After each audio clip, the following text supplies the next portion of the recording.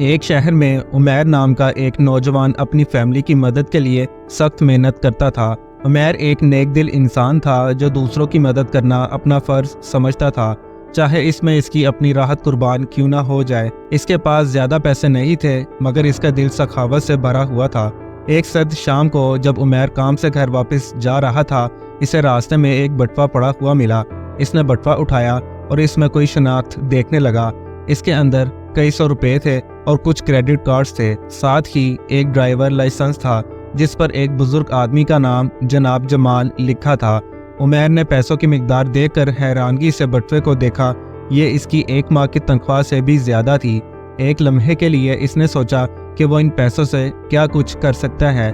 وہ اپنے قرضے چکا سکتا تھا، نئے کپڑے خرید سکتا تھا یا اپنی فیملی کے لیے اچھا کھانا لے سکتا تھا، مگر عمیر جانتا تھا کہ یہ پیسے اس کے نہیں ہیں۔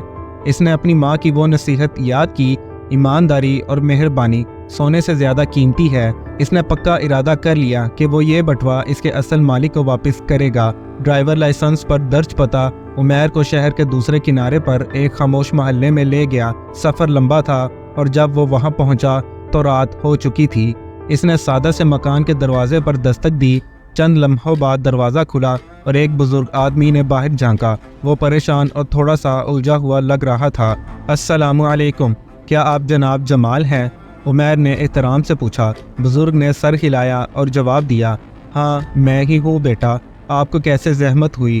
عمیر نے مسکراتے ہوئے بٹوا آگے بڑھایا۔ یہ بٹوا مجھے راستے میں پڑا ہوا ملا اور آپ کا شناختی کارڈ اس کے اندر تھا، اس لیے میں نے سوچا کہ آپ کو واپس کر دوں۔ جناب جمال نے حیرت سے بٹوا لیا اور شکر گزار نظروں سے عمیر کو دیکھا۔ یا اللہ، تیرا شکریہ بیٹا، مجھے تو معلوم ہی نہیں تھا کہ میرا بٹوا کھو گیا ہے۔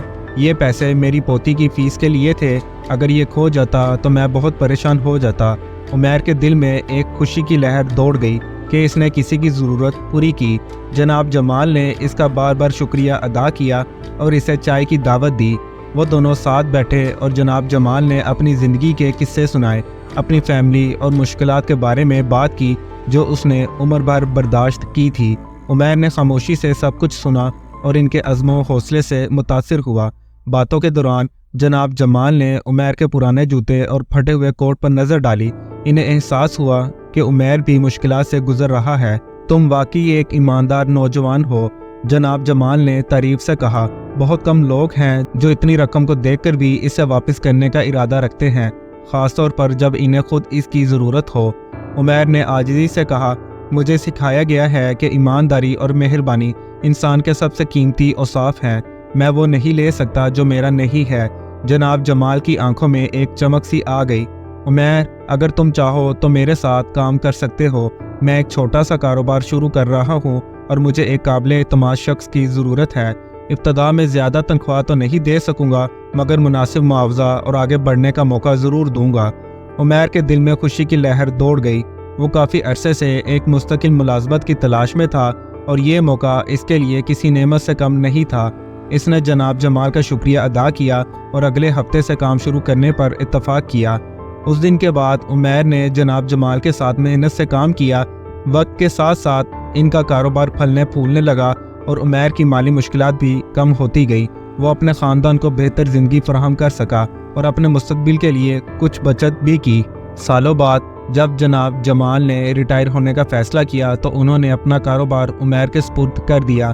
انہوں نے کہا، یہ کاروبار تم نے اپنی ایمانداری اور محنت سے کمایا ہے، میرے بعد میں کسی اور کو اپنی وراثت سونپنے کا سوچ بھی نہیں سکتا۔ عمیر نے جناب جمال کی اس محبت بھری پیشکش پر دل سے شکریہ ادا کیا۔ اس نے کبھی بھی اس رات کی مہربانی کے بدلے میں کچھ حاصل کرنے کا سوچا بھی نہیں تھا، مگر زندگی نے اسے ایسے انعامات دیے جن کی وہ توقع بھی نہیں کر سکتا تھا۔ اس تجربے نے اسے ایک قیمتی سبق سکھایا، سچی مہربانی ہمیشہ پلٹ کر ہمارے پاس واپس آتی ہے۔ ایمانداری اور مہربانی بیج کی طرح ہیں، جب انہیں اچھے زمین میں بو دیا جائے تو وہ ہمارے لیے بے شمار برکتیں لاتی ہے۔